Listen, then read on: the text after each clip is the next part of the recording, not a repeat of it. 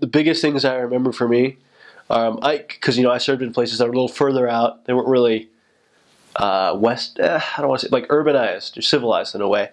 So people just grew corn. That's what people grow. Is they grow corn. They'll grow beans and corn, or they'll grow tomatoes and corn, but they grow corn. Everybody grows corn. Everybody who grows something grows corn. And I remember we would we helped with the corn harvest, the corn planting one. Corn harvest ain't corn planting, but corn planting one year, and this is fun. It was an old lady. She couldn't do it herself, so she's gonna have to pay people. But we decided to volunteer and do it for free.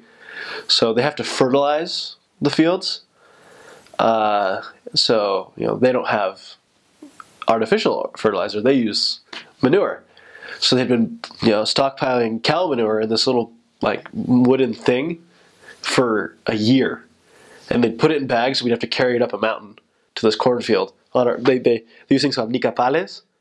So it's a little like strap on your head.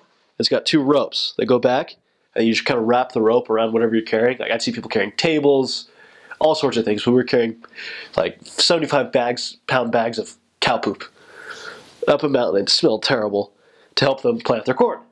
So we just drop it off in a row, and someone else would come and plant the corn, right? So that we helped with the corn harvest. And then 2 months later, when the corn's kind of growing, it starts to grow weeds.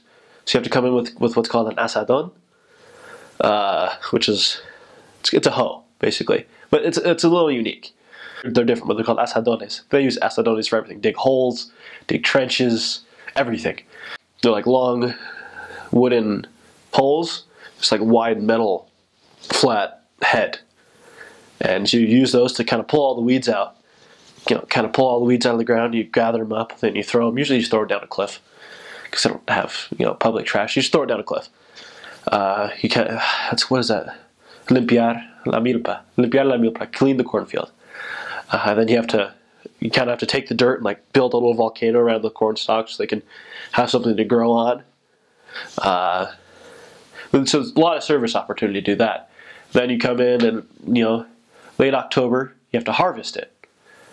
So they give you this is what you do. They give you a machete and say, okay, chop everything down. So you go and you just chop all the corn down with a machete. You're just going hard with a machete, chopping everything down. Then you gather everything up. You pull off all the corn, all the cobs, right? Because they're going to do things. That's what they're going to eat. And then you have to bury all the stalks again as fertilizer for the next year. But basically, I can say now that I know how to grow my own corn by hand. All I need is cow manure and an asadón to do my own corn. So that was fun. Lots of service opportunities doing that. There's tons of service opportunities because everything they do is manual labor there. To build houses, it's all cinder block. They have to carry out the cinder block by hand and mix the cement by hand. So there's tons of service opportunities for that. But growing corn was one of my, I feel like, is something that a lot of missionaries get to do in that mission. You're missing out if you don't, because that means you spent your whole time in the city. Which isn't a bad thing. There's experiences unique to the city as well. But along with growing corn, other unique experiences, because my areas were kind of further out, I had super unique bus experiences. Because public transportation, there's the only cars in the mission were the one for the assistants and the secretaries to take things around to the houses, and the mission president's car. So you don't drive. I didn't drive for 2 years. I just rode in buses. The area presidency, the very last couple months of my mission, banned missionaries from running on top of buses, on the outside of buses, or in the back of trucks. But that's how you do it there. So I did it almost my entire mission.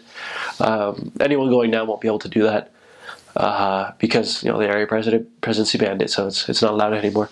But I got to ride. How many people could say they rode on top of a school bus? I did that. It was normal, riding on the top of a school bus. But I remember my first bus experience. So my first area was like my second Sunday, and we had to travel down to Shela, and because I had to go to Guate for my visa. Guate is Guatemala City.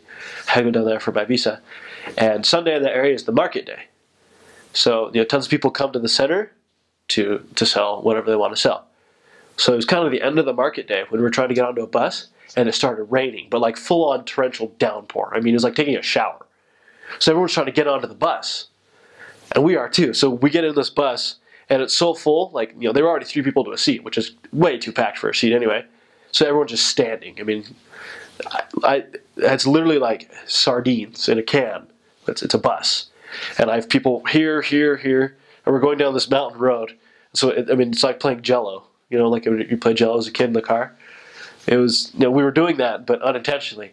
And I'm way bigger than everyone else, so I'm like pushing people, and I'm falling, and there's tons of sweaty people, and it's got really nasty because everyone was wet, and just so many people packed into a tight space.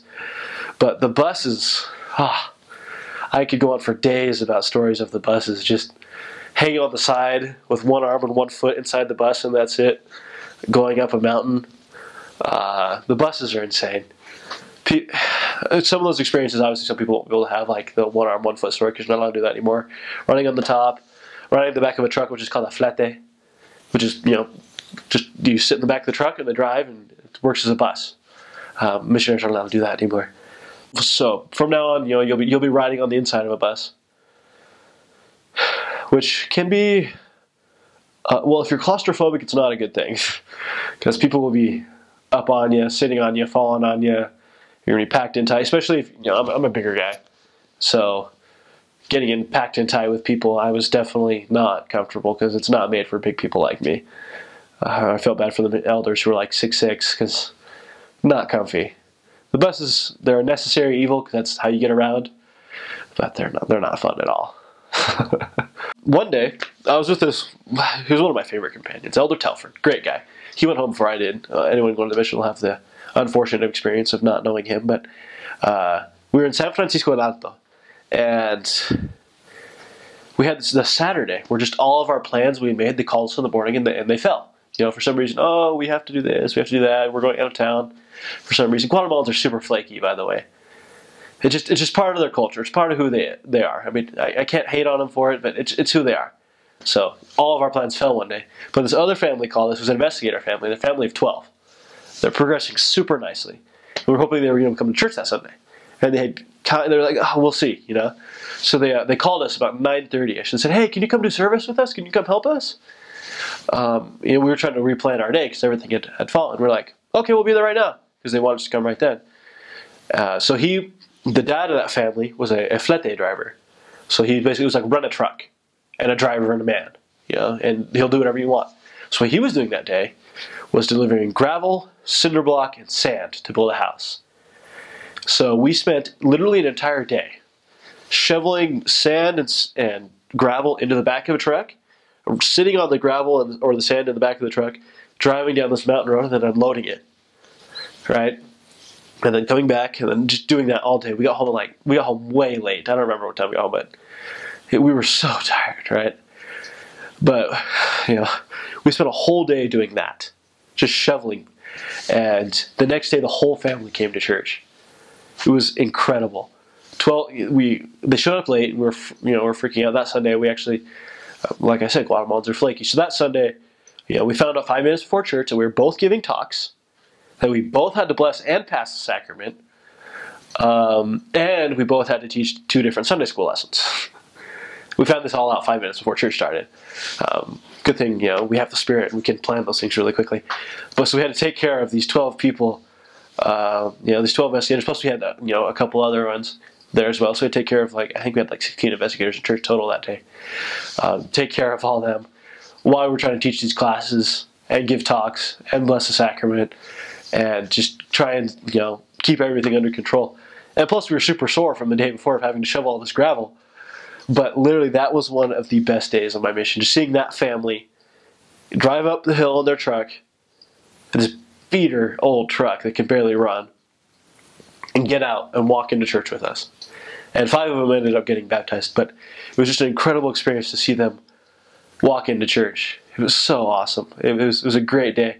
We went home that day, and you know, it says in the missionary, and it was in like one of the missionary health guidelines, like, if you need to take a nap, you can.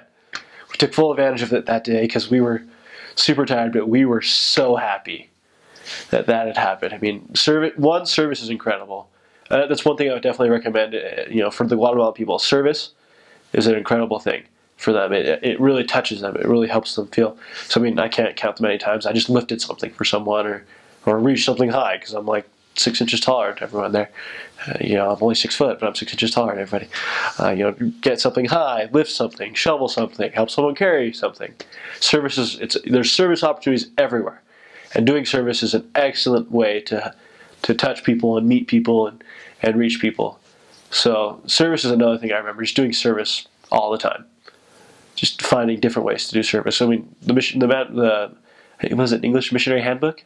It's Manual Misional in Spanish, but it says you're supposed to do 4 hours a week of organized service. But I mean, with the organized service and service, we probably were doing 10 hours of service a week, just helping people. And it was one of the best ways to meet people and to help people know that we're there to help them as a missionary that I found.